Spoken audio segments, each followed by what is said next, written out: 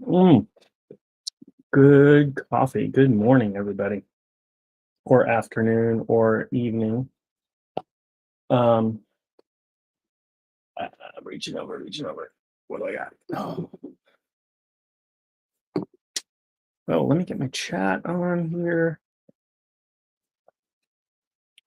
Happy Friday, everybody.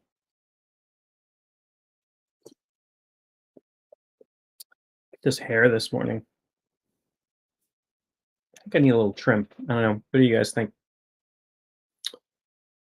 Uh, Takes a few minutes for people to come on. Good morning. Good morning. It's been a while. It's been a while since I've done one of these lives. Just life. um, I had my daughters graduated from high school last week, and my nephew graduated from high school last week, and my mom was in town from South Carolina, and so it was there was a lot going on, and all of my normal, abnormal, and paranormal stuff going on at the same time. But it's good to be here. It's good to see folks coming on. Hi, good morning. Good morning. Um, I'm going to talk today about something. I don't know that I coined this term or not. Maybe I did. Maybe I didn't. Maybe I use it in ways that different peop people use it differently, and that's okay because I always explain. Sorry, I was trying to get my phone set up. I'm waiting, still waiting on my streaming key so I can do TikTok live and YouTube live and Facebook live all from the same camera. And I can't at the moment. Waiting for that streaming key. It's going to be, I think, about another week or something. Um, but I'm part of an agency now, believe it or not. I'm part of an agency. They're supposed to get me a streaming key, but it takes some period of time.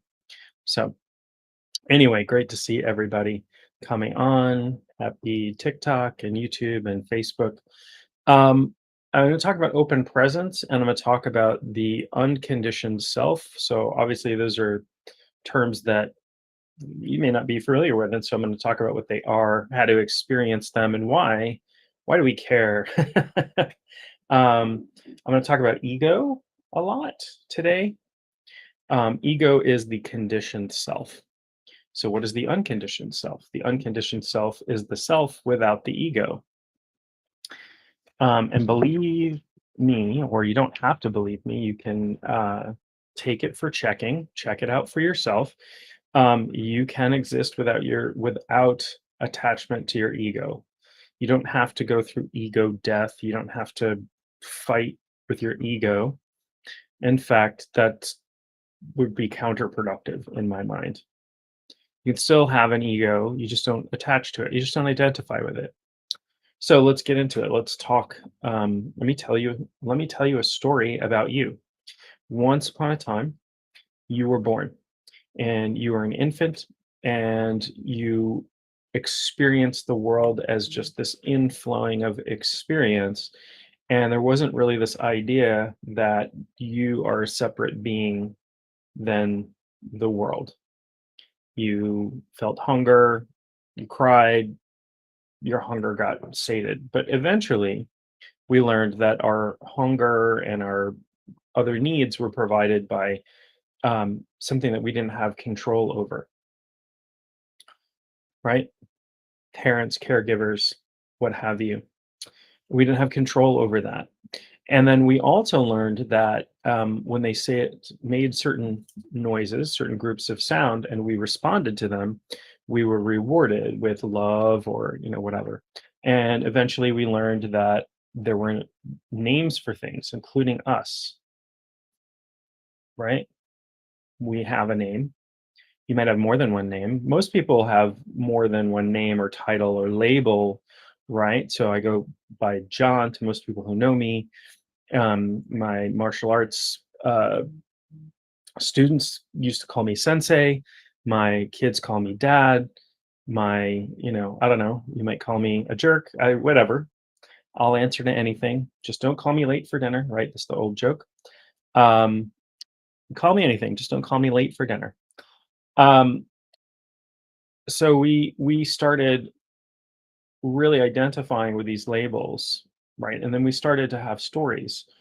We started to hear things about who we are and make sense. And we really, really identified with this body, right? We're trying with this impulse to keep this body and mind alive, right? And that's not a bad impulse. You're using I'm using this body and mind for the time being until it's time. But I also know that this body and mind is going to die someday, right? And if I don't, you know, if I really strongly identify with that, this body and this mind, I say this physical thing is what I am, then that leaves me to live in fear, right? It's not that I don't protect this body and this mind. I just there's my cat. Phoebe, say hello. Oh, what are we talking about? I'm talking about ego and something I'm calling open presence. I haven't described open presence yet, so I'm talking about how the ego forms. How our Oh, thank you. Yeah, she's very sweet. She's every time my dog's down here too. Um, my little mini zoo. Um, every time I'm talking, doing a live meeting with a client, whatever, she decides to join the fun. I just have to try to keep her tail from flapping me in the face. Um, I'm not overly allergic, but it can make me sneeze sometimes when she like rubs her tail in my face. Um, so if it looks like I'm doing something weird, I'm just patting my cat. Don't think I'm doing anything untoward, please. Oh, your cat's the same way. Yeah. Yeah.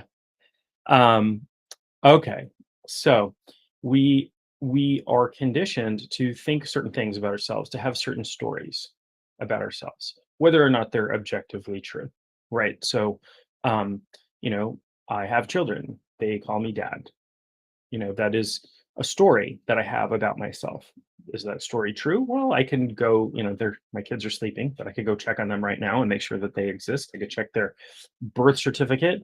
I was in the room when they were born. I believe I was in the room when they were conceived. And so I identify them as my children. But that is still, whether it's objectively true or not, it's still a story that I hang on to about who I am. And so we have this pile of stories, this pile of beliefs about who we are, and all of them are conditioning.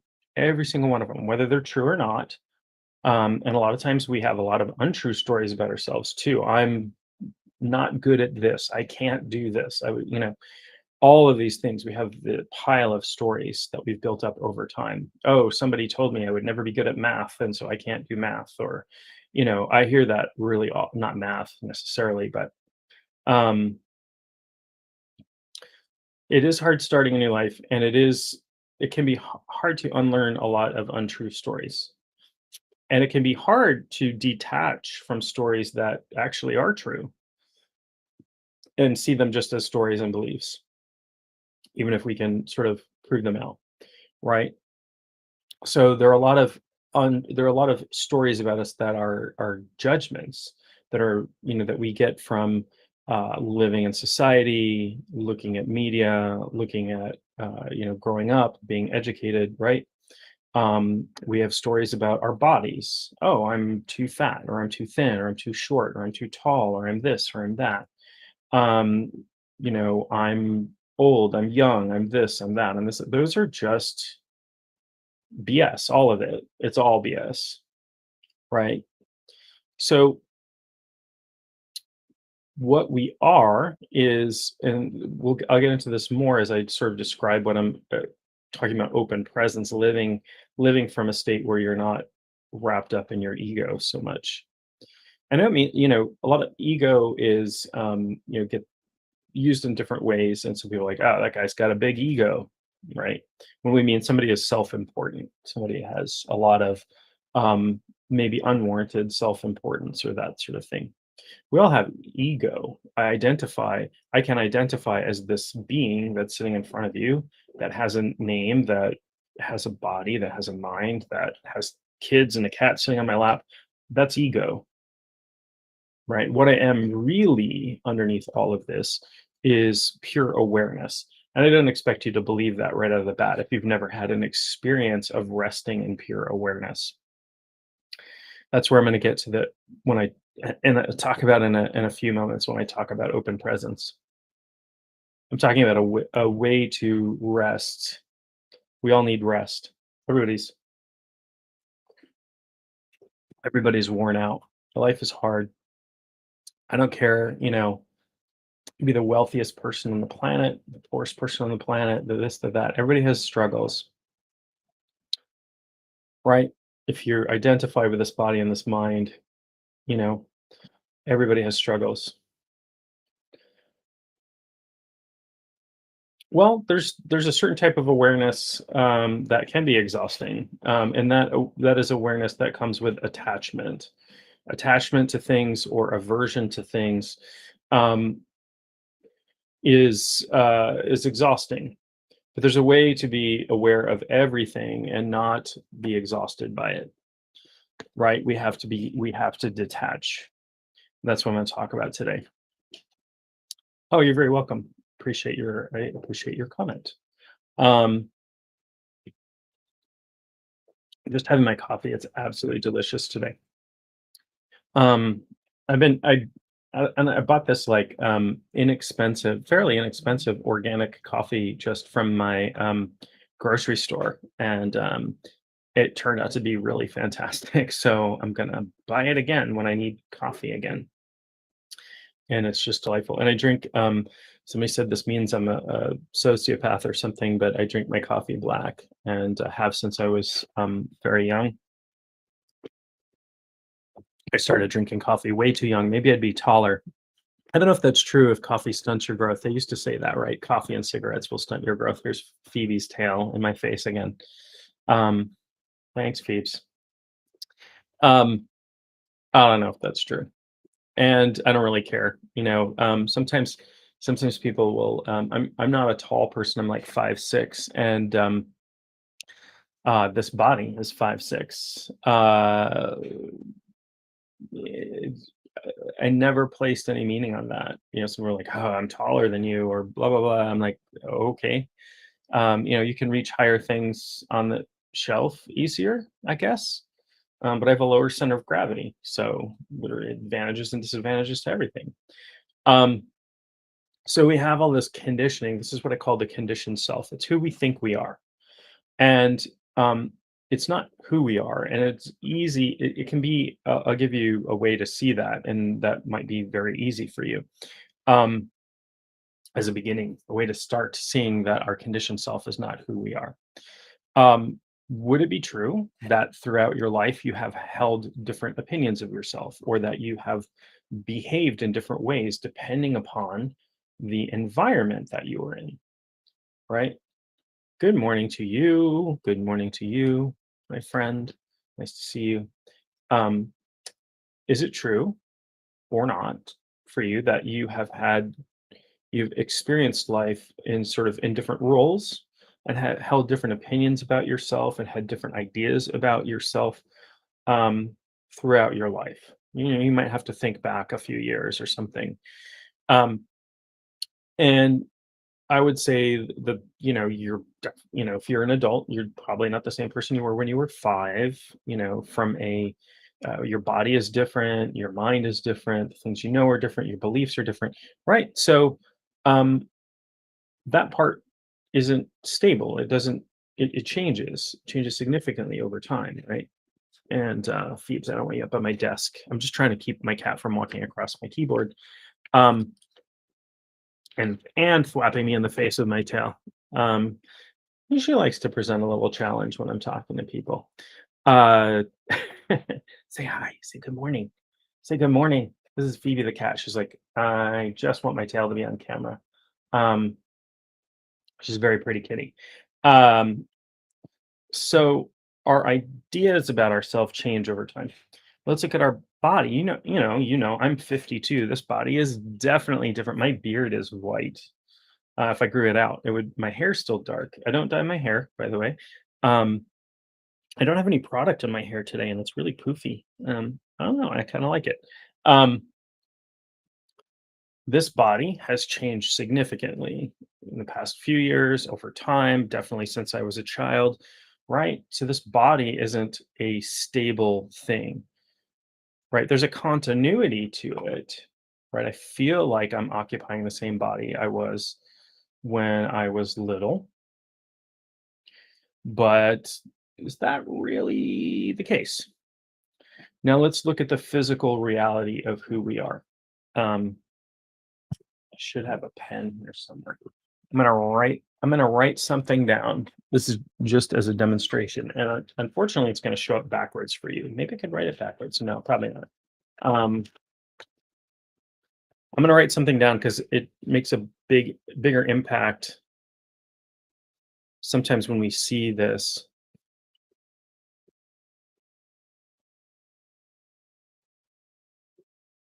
All right, I'm gonna show it here. See that? That's a number. It's a 99 with a point and seven nines behind it percent. 99.9999999%. That is the percent of you that is empty space. If we had electron microscopes powerful enough to zoom in on any part of your body, you are 99.9999999 empty space. And the rest of you, that this feels really solid, right? This feels like a thing, this body that I'm wearing, or I should say, this body that I'm driving around. I don't believe that our soul is in our body. I think it's the other way around. I think our body is in our spirit. This feels really solid. It looks really solid. This coffee tastes deliciously solid or liquid. The cup is solid.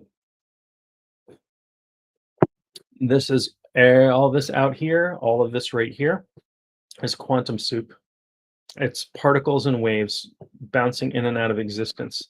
The electrons in your body, when they change orbit, teleport from one area to another. They do not cross the area in between. So every atom in your body has components that are teleporting. Every part of you that is anything that we could consider solid changes from states of um, matter to energy and back and forth. And that's been proven out very recently. It was theorized like 100 years ago, but proven out really recently. So this body, not solid. Okay, but we identify with it. We lock ourselves into it. It's not stable. It changes over time. It changes from minute to minute, right? Don't believe me? Hold your breath for a minute. Your body will change really quickly. The acidity, the carbon, carbon dioxide will build up in your system. Breathe out and hold your breath for a minute or however long you can. Don't do it if it's going to hurt you or something, but um, will change the state of your physiology. It'll also change your mind. So, okay, so maybe I'm not this body, even though I identify really strongly with it. And I like this body. This body's fun. It does all kinds of cool things. It paints, it plays with kids, it runs around in the yard with the dog, it goes to the beach, right? It's fun. I like this body. I don't want to get rid of it just yet. I'm not done using it, but I am using it. You have a body. You are not a body. So let's talk about your mind. And we need to separate mind from brain, right? Because we now know scientifically that the mind, the process of consciousness, is non-local. Like scientifically, we know it's non-local. We cannot locate consciousness in the brain. The brain is an organ that helps with consciousness, that helps with perception, that helps. It's like a transceiver. It's like the radio in your car or CB radio, I guess. Do people do? I guess truckers and stuff still do CBs probably. Um, Back when I was a kid, CBs were big. People had CBs in their cars, just driving around, breaker, breaker, and talking to each other. Everybody had a handle. This is teddy bear, or this is rubber duck, or whatever. Um, yeah, people had CBs. I'm old. I was born in the 70s and really kind of grew up in the 80s and 90s. I'm very strongly influenced by 1980s movies, lots of 1980s movies references, you know. Um, so um, the mind is, you know, if you think of the mind as that which is observing your thoughts, that's more like consciousness, right? So you are consciousness. You are what is your awareness, your pure awareness, you're what is aware. And you might say, well, when I go to sleep, I'm not too aware. But you are. I mean, the quality of your awareness changes. You might not remember what happens to you when you're asleep, but you're still aware. If a fire alarm goes off while you're asleep, you will wake up. Why? Because there is awareness still happening. What the events, the experiences that arise in your awareness change. That includes the thoughts. The thoughts that you have are the experiences. That is awareness. The quality of consciousness is awareness. That's what you are at your core. And that's what I'm getting to. And again, you don't have to believe me. You can take it for checking. Check it out and see if it works for you. If it doesn't, throw it out. If it works for you, great. I'm not here to preach or to proselytize or to lay down the dogma. I'm not about that at all. You be you. You do you. Um, so the self that we think we are very often is conditioned, right? We're conditioned to think we're this body. We're conditioned to think we're this mind. We're this collection of stories. Um, and it's only when we can like really step outside of that and we can experience things as being very different that reality really starts to shift. Like we can experience different the way that the way that reality is flexible and not really what we think it is and all of these things. We can get a real true sense of reality. So again, like I'm perceiving a bunch of things out here. I'm perceiving a bunch of solid objects and light and all kind and sounds and all of these things. And that feels very real. Oh, you have to go do your muggle job. Sorry. Yeah, come back because you can definitely listen to the rest of this later. Enjoy your muggle job as much as you can. It's Friday. Hopefully that's the weekend for you. I realize it isn't for everybody. Like people work in different shifts and stuff. We are holographic projections. Yeah, that is definitely one way to look at it. And there's a great book called The Holographic Universe that I recommend. I haven't read it in many, many years, but yeah, I mean, one way of looking at this is an out projection of awareness, of consciousness, of a single consciousness, if you want. Happy Friday to you as well. Um, so for any, do, do, do, do, do, do, do. Sorry, I got a song in my head. I was listening to, I don't know why I was listening to dance music this morning as I was making my coffee. Probably a little early for some people. I listen to um, hundreds of genres of music. Spotify one year they were like, "Here's a report on all the music you listened to this year," and it was 237 genres of music that I listened to in a year. So my playlist is quite eclectic. So I might listen to like EDM, electronic dance music. I might listen to Finnish folk music. I might listen to um, Renaissance choral music. I might listen to um, 1980s hip hop. It just really depends on my mood at the time. And I listen to a lot of like shamanic drumming when I'm doing that thing. When I'm doing the shamanic thing. So, getting back to it. So, we are awareness, and you know, hello, Misty. Good morning. So we are awareness, right? This body isn't real, or it's real because it feels real. But you know, when we look at it with a microscope, it's 99.9999 with seven nines behind it percent empty space. And not only that, but this body changes over time, right? I In the past year I've lost like 30 pounds, right?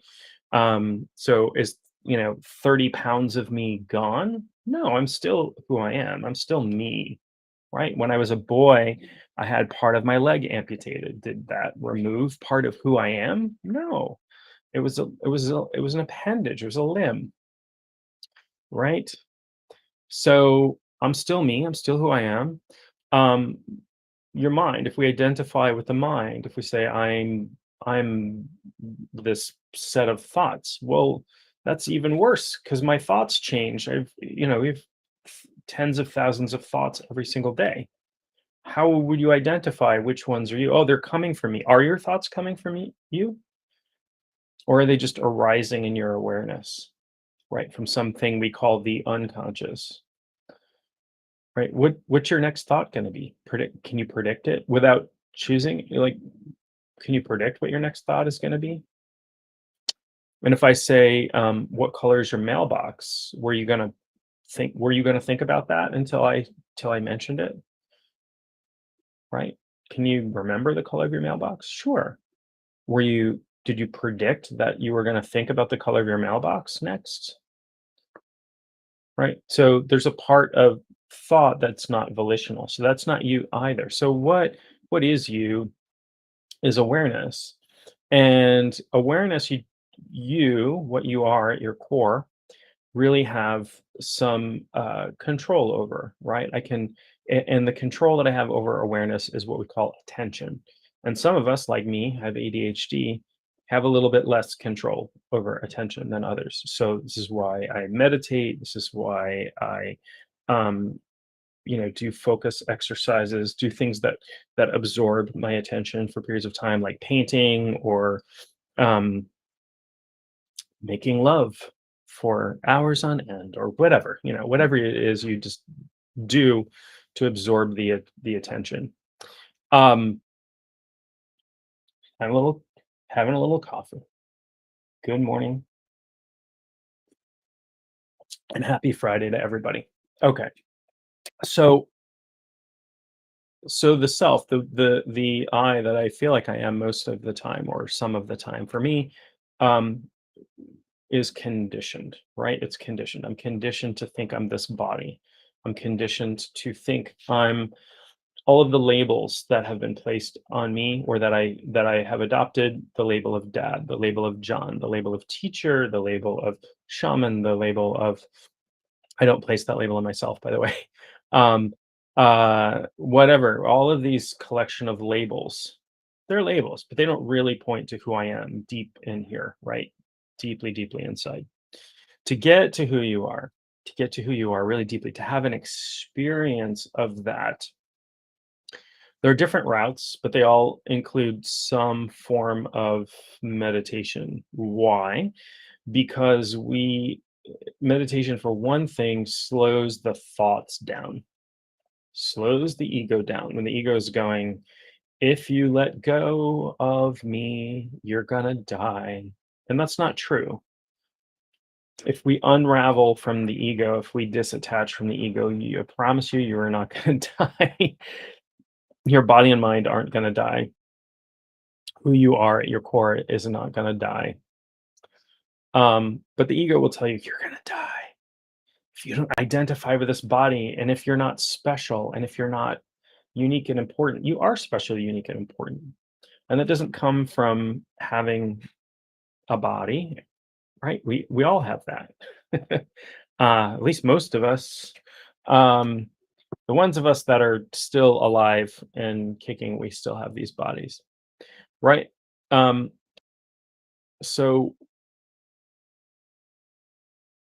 the real part of us is awareness, because it's the part that we can experience. It's the only thing we can experience. What is awareness? Awareness is the capacity for experience to arise and for us to be conscious of it, to us to know that the experience is happening. So, how do we get an experience the of the unconditioned self? And I'm going to talk about one way. I think um, this is a broad claim, but I think I'm going to write a book on on experiencing the because there are I'm discovering more and more and more different types of ways of experiencing the unconditioned self. And it's a little much to give in a live, so I might write a book that has it'll be a short book, but it'll have exercises. It'll be, hey, try this meditation, see if this works for you. Hey, try this. And it might not, one thing, what works for me might not work for you. And I recognize that. I recognize that we are having though we are the same underneath, we are having individual experiences and our egos are different, right? We think we're different people. Hate to break it to you, we're the same underneath it all. Which makes things like prejudice and bigotry and all those things really, really stupid, right? Really stupid. I don't like those people because they're different than me. No, they're not. Just the surface. And who cares? Right? They're they're only different in unimportant ways. Maybe they're different in interesting ways, right? But they're the important ways we're not. Important ways we're the same. Um, and we all come from the same source. If you don't like the term God, you can use the term the universe, right? We all came from the Big Bang originally, or what was there before the Big Bang, which we can't even conceive of. Um, right? We can't conceive because there was no before. There was no time and space before the Big Bang. So it wasn't like there was infinite empty space. There was not even space. Um, it's pretty crazy to try to wrap your brain around, right? When we look at reality in, in different ways, we realize how limited our minds are. We only perceive, um, when we talk about the visible spectrum of light, right? When we see light, we see color, we see things around us. When we talk about that, it is only visible because there are human beings. But there's a huge spectrum of electromagnetic energy, and we only perceive a very small slice of that. There's a lot of stuff going around us that we don't perceive. It's not a part of our reality. But we think we're having an objective experience of reality. Let me tell you that that's not true. I mean, we've all had the experience of seeing things that weren't there, or looking for your keys and looking on the coffee table and they're not there, and then looking around and finally, oh, they are on the coffee table, right? In hypnosis, we call that a negative hallucination. Hallucinating something is not there. Why? Because our perception is really flexible. We are not perceiving objective reality. We're perceiving a projection of reality, right? We can't see the quantum soup that's out here. Out here, again, there's not, nothing is solid. Everything is 99 and point 0.9 with seven nines behind that percent empty space. And we're interacting with fields of energy, magnetic fields, electric fields, electromagnetic fields, gravity, all of these things we only perceive the side effects of. We don't perceive them directly. So our experience of reality is, eh, you know, it's useful. It's good enough. It's good enough for to live our lives and do what we do. And then if we get really fancy, we can build some scientific equipment to detect infrared and ultraviolet and X-rays and gamma rays, and we can use radio waves to my phone and my laptop can, I can talk to you using, part of the electromagnetic spectrum. And I have fiber optic internet. So there's, light, again, part of the electromagnetic spectrum traveling through a wire, right? I can't perceive any of that. Can you perceive your Wi-Fi directly? I mean, we know when it's off because our phone stops working, right? So we perceive a very, very small sliver of what we would call reality, physical reality. And what we perceive is not. It's subjective. It's not. We don't have an objective view of reality. We just don't. Um,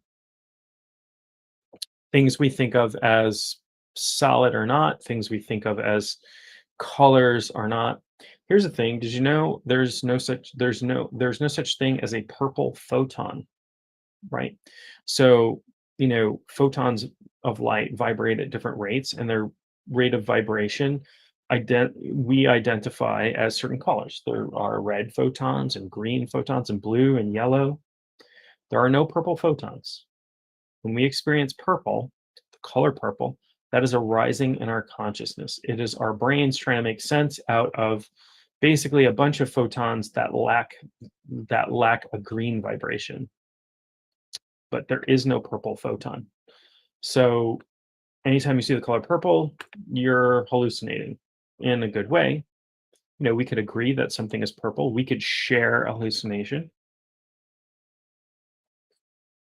So let me talk about the beginning of experiencing the unconditioned self. One of the things that is conditioned within us, and we might feel like it's natural or not conditioned or that sort of thing, but is our preferences, right? I like you, I don't like you. I like that color, I don't like that color. I like this, I like that. I wish this would happen, I wish that wouldn't happen, right? Our preferences for things. So this is an exercise. You do not have to do this. You can do this as part of a meditation, or um, as I like to say, turn your everyday state into your meditation and turn your meditation into your everyday state. This is um, this is one way you can do this. So you can do this in meditation, but this is going to be well, you can do this open or closed eyes, but it'll be very powerful if you do this as an open eye exercise. And what you do is you consciously drop all your preferences, meaning as I go through the world, I look, I observe, I allow experiences to arise, and I don't place judgments on them. Good, bad, I like this, I don't like this, I wish this wouldn't happen, I wish this would happen, I wish my cat would not climb on my desk and wave her tail in my face, right? So I let go of the preference for that, or the preference for something to not happen. This is the beginning of loosening the strings that bind us to our ego. You don't have to do this all the time. It's fine to have preferences. It's fine to go to a restaurant and choose something to eat. But even when you do that, even when you choose what to eat, the underlying preferences you can drop. It's and trust me when I say it takes a little practice, but it is just a choice.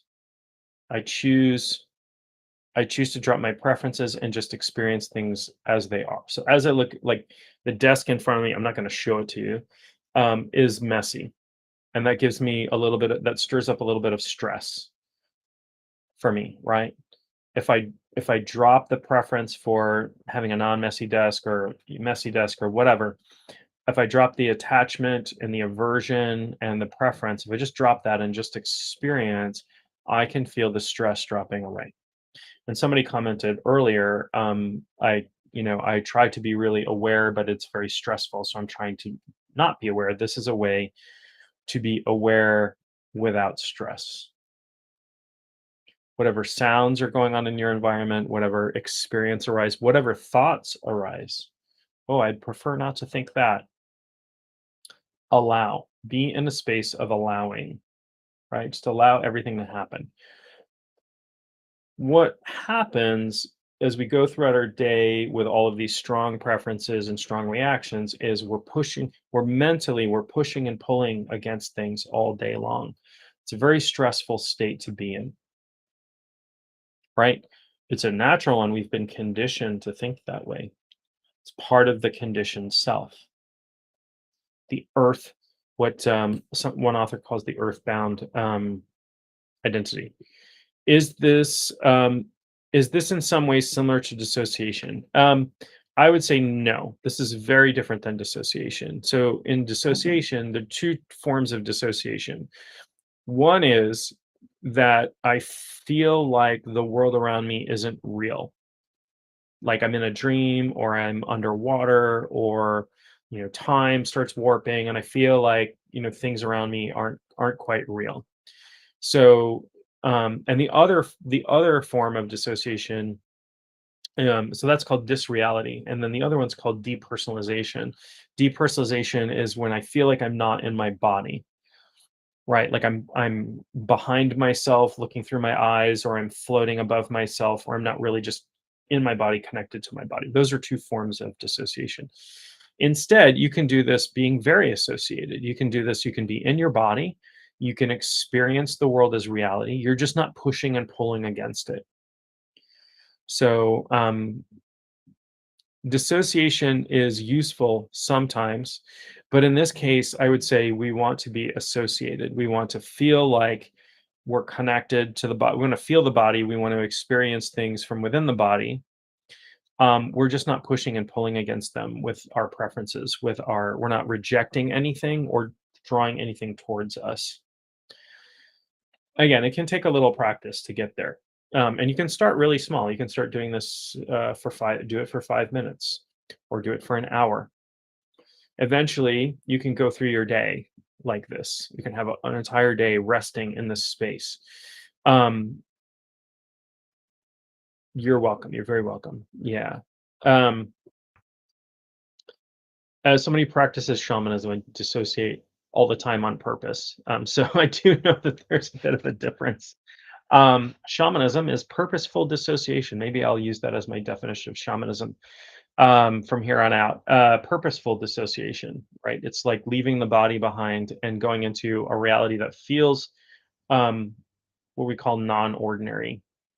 But there's also in shamanism, there's a sense that there are times to do that, and there are times to be in the world, to be associated, to be grounded. So a lot of people will talk about ground. You got to be grounded. You got to be grounded, but you got to be grounded. What does that mean, and why? Does anybody explain that? Hardly anybody explains that. So being grounded to me means that I am associated. I'm in my body. I'm not, my head isn't in the clouds. I'm not projecting my consciousness out into the future or into a different reality at the moment. I'm down here in my body, fully associated. My feet are on the ground. I'm playing it. Why? Why do I want to be grounded? Because this is a reality that I am experiencing, and there are reasons for that, and there are things that I'm here to accomplish while I'm using this body and this mind. It's so funny. Like I think there are a lot of teachers out there that repeat things that they don't really understand. Like, oh, I heard somebody say one time, you need to be grounded, right? And somebody says, "Oh, you need to ground. You need to be grounded. You need to be more grounded." Ask them why, and ask them what that means. If they don't understand or they can't explain it to you, then it's just something that they heard, and they're kind of paying lip service to it. Another thing is, I can't tell you how many meditations start with, "Okay, take a deep, relaxing breath." Right? Why? Why am I taking a deep breath? But why do I need to take a deep breath before I meditate?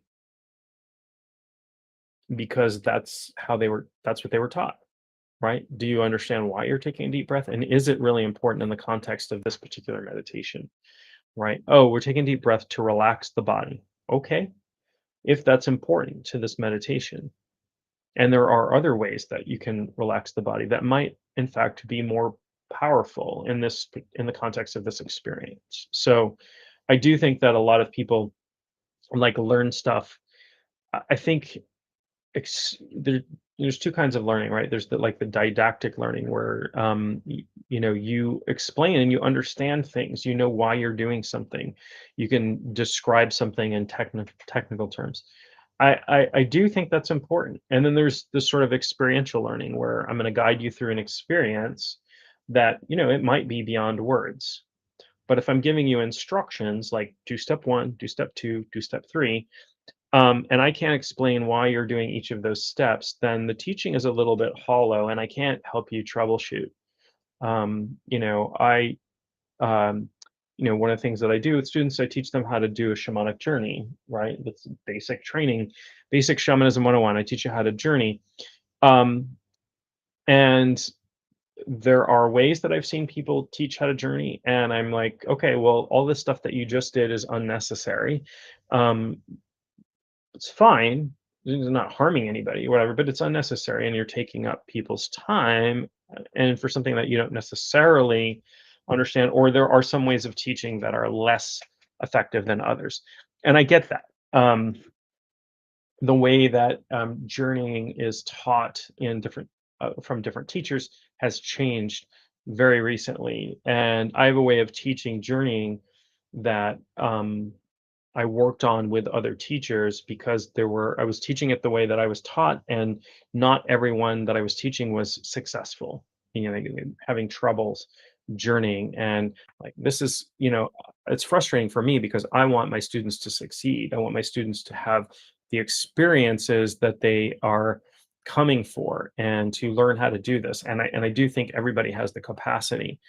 Right. So what is blocking them? What's going on? And I developed a way with some other teachers to teach this that so far, knock on wood, has been 100% successful with anybody who's come to train with me.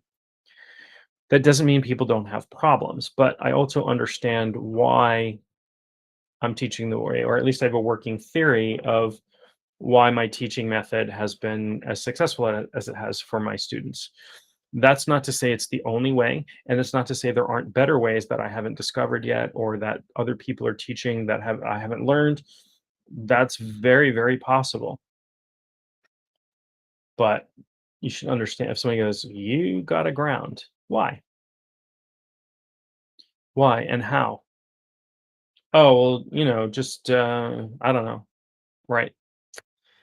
Um Anyway, that's my little diatribe. It's just something that tickles my brain a little bit when I see, like, when I watch a meditation teacher, like, okay, everybody take a deep breath. Why am I taking a deep breath? I mean, that's an instruction that you're giving, so clearly it must have some kind of purpose, right? Is it to relax the body? And if it is, why not do something like combine that with progressive relaxation or some other direction to relax the body, right? And there's a thought that deep breathing is better than shallow breathing, and that's not always the case. There's different types of breathing is a way to change your physiology really, really quickly. Deep breathing is one way to change your physiology. um Slow breathing changes your nervous system, right? A single deep breath or a few deep breaths can affect your nervous system, but only because it slows your breathing down significantly. Here's a completely off topic. I'm going to give you a way to use your breathing to relax profoundly. This works very often, not 100%, but very often, even in the midst of a panic attack, will help people through that. It's a way to calm anxiety, and I will tell you exactly why it works as well. Um, so what you want to do is you have an in breath and an out breath. You want to count, to count time. So as you inhale, mentally count, right? So let's say I count to 4 when I inhale. When I exhale, I want to double the length of the inhale. So if I inhale for a count of 4, I exhale for a count of 8. Why? How does this work? Well, inhalation stimulates the sympathetic nervous system, right? I'm inhaling. If I place a lot of emphasis on my inhale, I'm stimulate the sympathetic nervous system, which is the part of our nervous system that is flight or fight, that is already triggered when we are in a panic attack or not calm or under stress or all of these things. We're in a very sympathetic state. When you exhale, you stimulate the parasympathetic nervous system. That is your rest, refresh, digest, and heal part of your nervous system, right? So when you emphasize your exhalation, you're spending twice as long stimulating your parasympathetic nervous system as your sympathetic nervous system. And this will calm you down. This will help to relax you. I do not recommend breathing this way all the time. Why? Because you need a balance in your nervous system. A healthy nervous system is balanced between sympathetic and parasympathetic. You need arousal and you need relaxation, right? The parts of you, you need to be healthy, need to be in balance. Right. So you can't, just breathe like this throughout your whole day. You'll get sort of lethargic, and parts of you that are supposed to be active will be a little bit slower. But it's good to do this, for short periods, 5 minutes or so. Or if you feel like you need it, you feel like you need to calm yourself down. I've used this a lot. I've used this in situations where that were nerve-wracking. I remember a time years ago, I was on the road and called in my car and like, you got to come to this place right away. You're going live on TV in 20 minutes. um, okay, nowadays that would be I've so much I've been on so much stuff, so much media, radio and TV and documentaries and interviews and all kinds of stuff. That wouldn't have been as big a deal, but I wasn't as used to it. So I sat in the green room, went through went through the makeup chair and powdered my face and that sort of thing. Made me not shiny. And then I went out and I had a really good conversation on live TV with an interviewer, and friends of mine watched it and they're like, "Wow, you did really great. You weren't nervous at all." And I'm like, "Yeah, I used some stuff to calm myself down." But it was, the initial shock of you're going on live TV and, in an hour or whatever short, it was a really short period of time. I remember I had to like, wherever I was, I had to turn around and head back into, this was in Boston many years ago before I had children. So many, many years ago. My kids are 17 now. So it was probably at least 20 years ago. Um, but I wasn't used to that. And so it was shocking and stressful to me. So you can do this if you're gonna take a test or you're gonna do something that you find stressful. If you're going to have to meet with somebody that stresses you out, this is a little trick. This is a bonus to today's talk. So um, I hope everybody is having a lovely Friday morning, if it's morning where you are, and if it's Friday where you are. Um,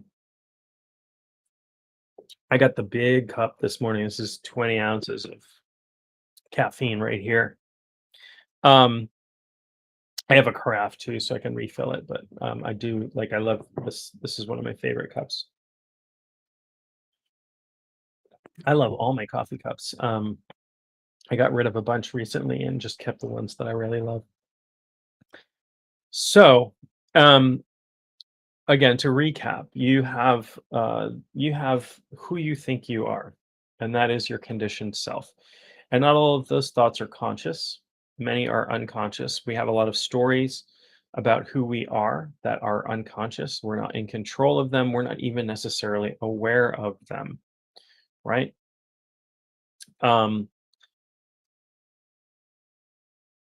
you know, uh, so we have all of these ideas that have been conditioned through our experience, through the culture that we live in, right? I'm a 52-year-old man, and there are a lot of stories that this body, this mind is a 52-year-old man. And this culture has a lot of stories about what that means. And that means different things for different people, right? Uh, but, this culture has certain boxes that it likes to place people into, and most cultures do. Cultures are all about a culture is an unseen set of group norms. You can't see a culture, right? You can see cultural artifacts. You can see artifacts of a culture, but the culture is a set of unspoken, not necessarily unspoken, but a group of shared rules. That's it. Rules and norms. So cultures have ways of enforcing normative behavior, right? We're going to shun you if there were people in my culture who if I came on here wearing what are considered women's clothes, I would be shunned. If I came on here wearing a kilt, probably okay for most people. Some people would still. I'll like wearing a kilt, by the way.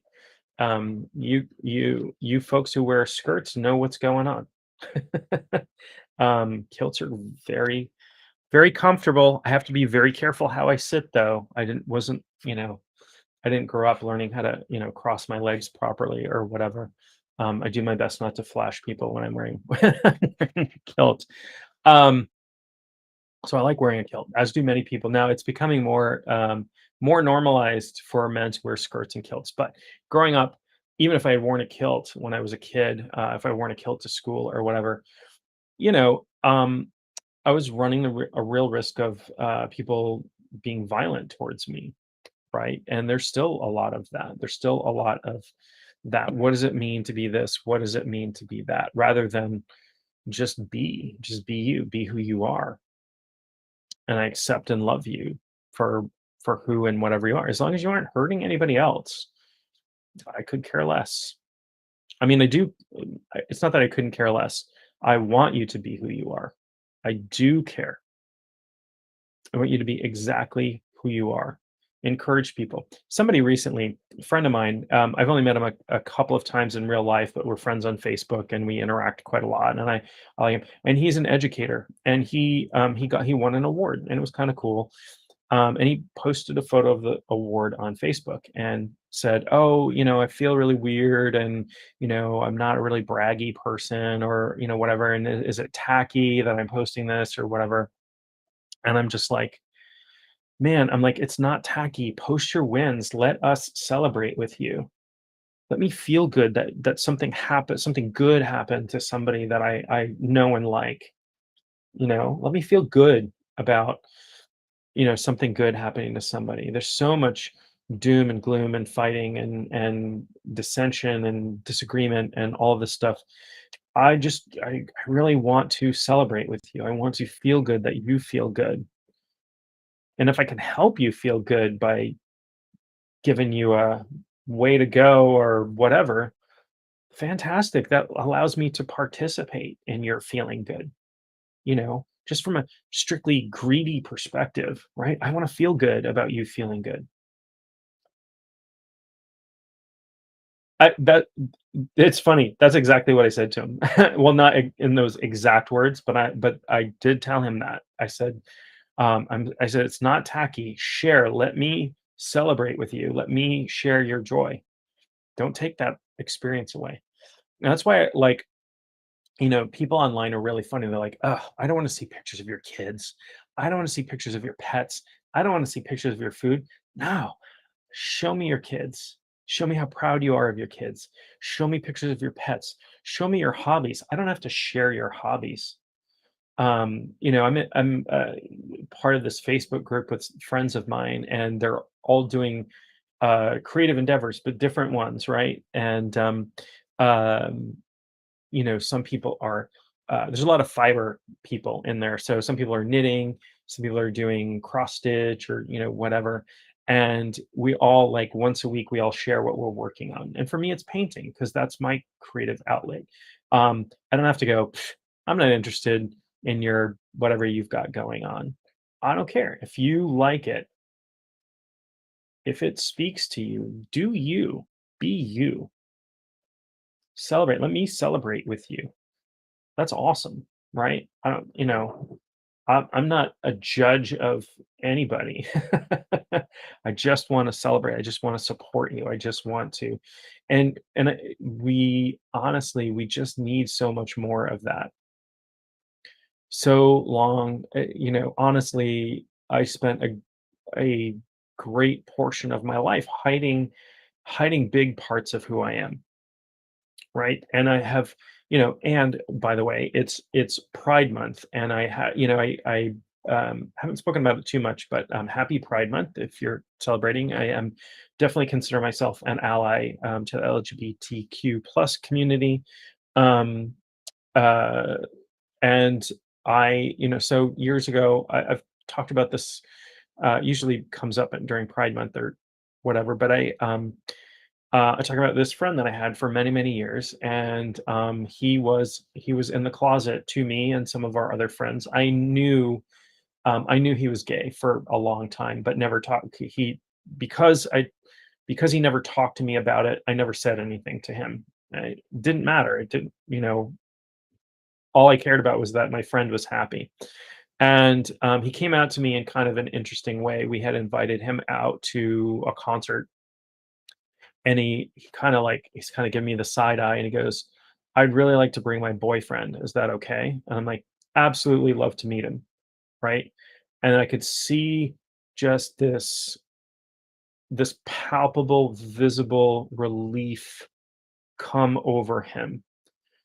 And I can't explain what I felt in that moment, but I was like, holy shit, right? Like, holy shit, how difficult must it have been for this person to potentially, because he doesn't know, like, I think he was observing me for a long time to see that I wasn't homophobic or whatever. And,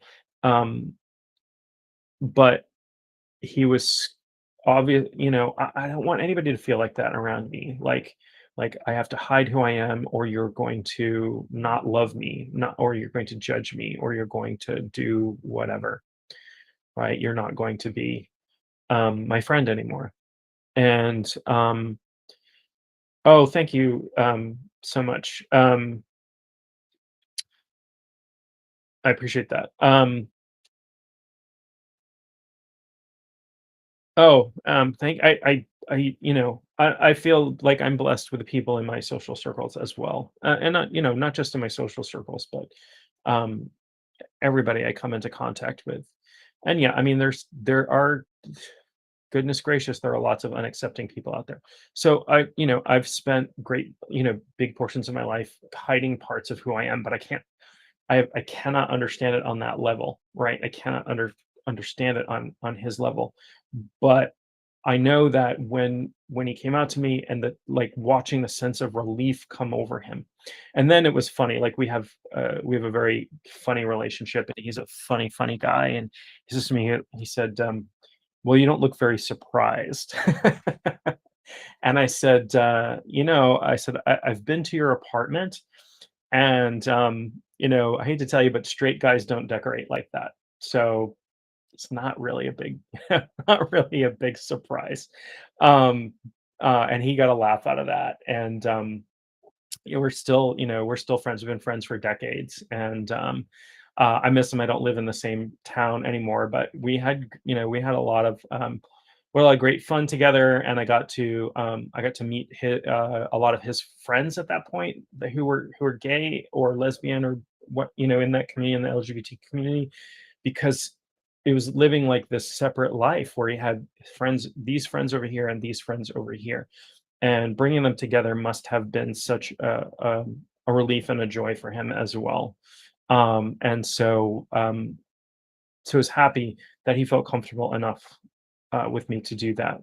And it really struck. Good morning. Oh no, don't worry about it at all.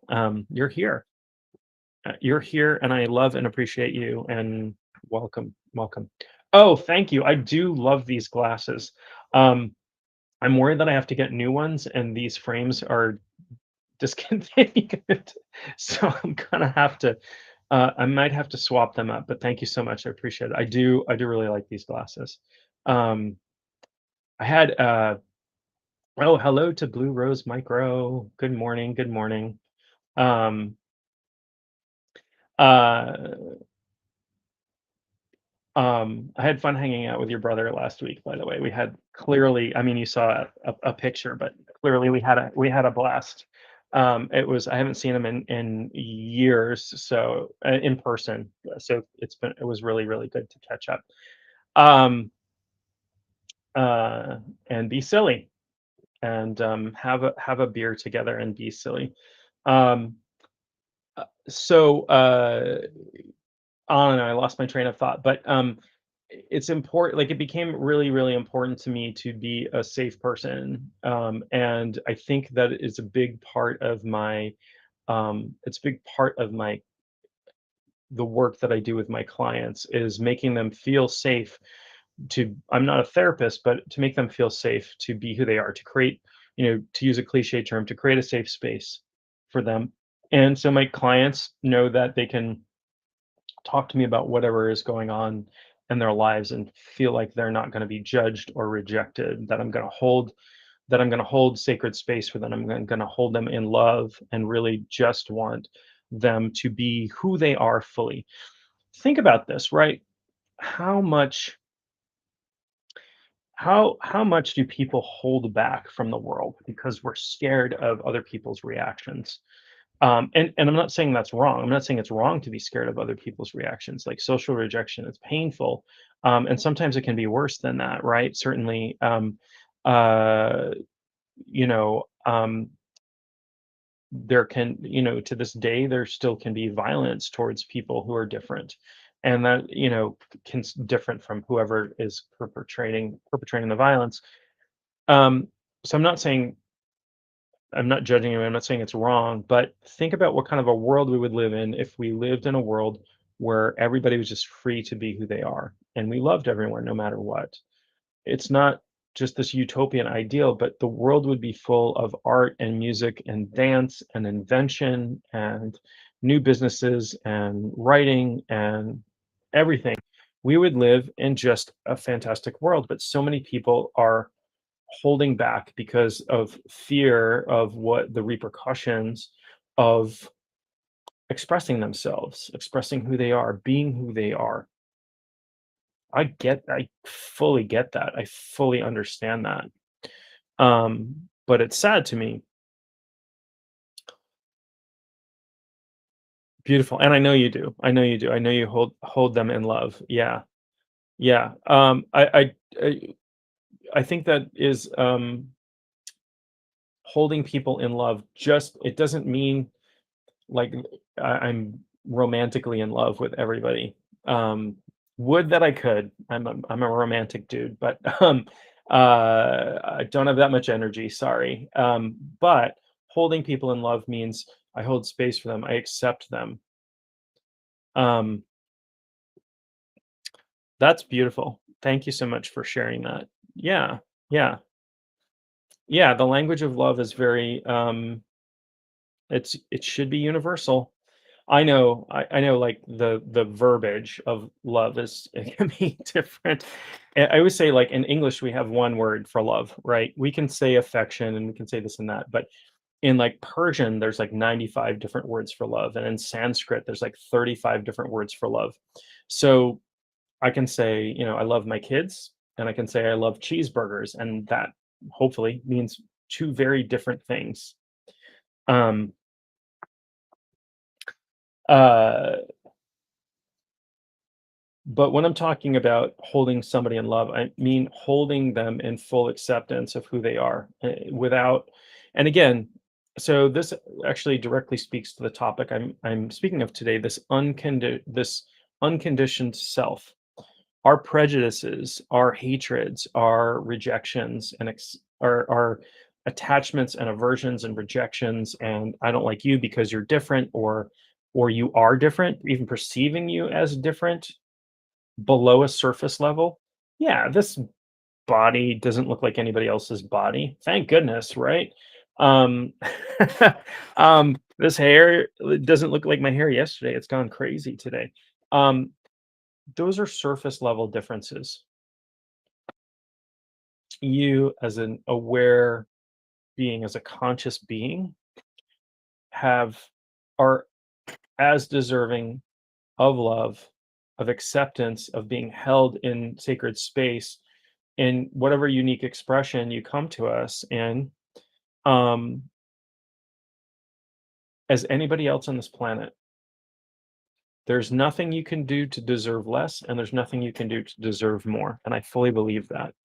You deserve more love, not less. I don't care who you are, what you've done in your past. your socioeconomic status, your gender identity, your sexual identity, your race, your national origin, your religion, your anything. I don't care. What I do care about is you as a being, as a conscious being. You deserve more love. You deserve to rest in love and not be um have your existence be a source of stress to you because you're run in fear of being rejected by other beings. And people who do are mistaken. And that's it's a long topic for another day, but that is the real meaning of the word sin. The word sin in both Greek and Hebrew means to miss the mark.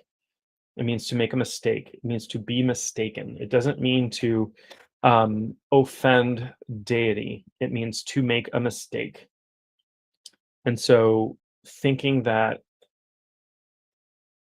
you are in some way substantially different and not as deserving of love as some other person out there, that's a mistake. That's sin. And that is what all of the spiritual teachings say underneath all of the surface stuff. Clear out the surface stuff.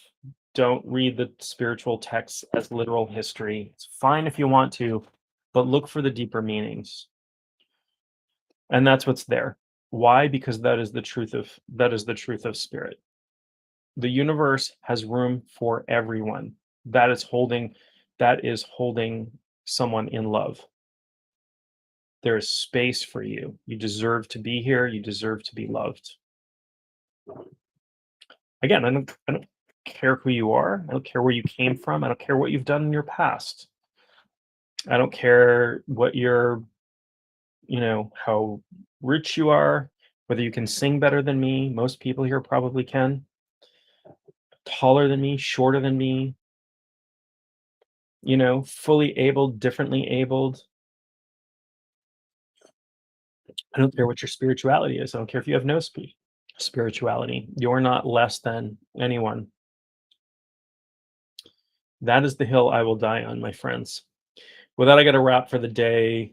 I'm about 10 minutes over time, but it's been just been really great talking with everybody this morning.